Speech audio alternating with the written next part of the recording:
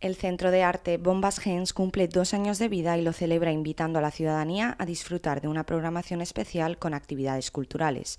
Uno de sus logros más destacados hasta la fecha es haberse convertido en un centro para públicos variados. Más del doble de las personas que el primer año vinieron a actividades han venido este otro año. Eso nos indica que estamos llegando de una manera no solo a más gente, sino a más, a transformar más, a generar un impacto mayor. Y para conseguir atraer a más personas, el centro busca trabajar el arte generando un diálogo entre exposiciones, artistas y público. El reto, aseguran, es conseguir que el visitante repita y salga diferente a como ha entrado. La idea del programa de actividades de Bombas Gens es transformar.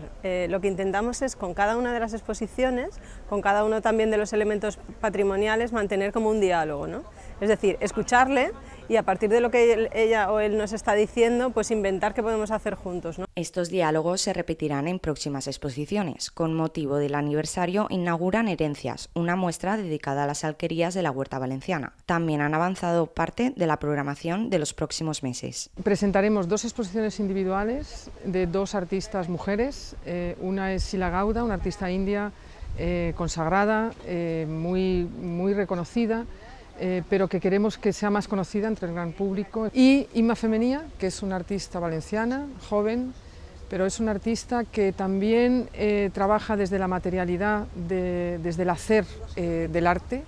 Recoge, digamos, las enseñanzas de muchas, las enseñanzas y los pensamientos que el arte se ha planteado desde los años 60 en cuanto a tensión, límite, torsión, pero introduce un elemento digital y un elemento tecnológico. El centro también celebra haber exportado 3 de sus exposiciones, entre las que se encuentran Los horizontes de Ana Eva Berman, que llegarán al Museo Nacional Reina Sofía en mayo de 2020. Es también una colaboración que es muy satisfactoria en cuanto que también nuestra misión es colaborar con museos del mundo y del Estado español que son nuestros pares. Misiones y metas que se proponen ir cumpliendo como los años.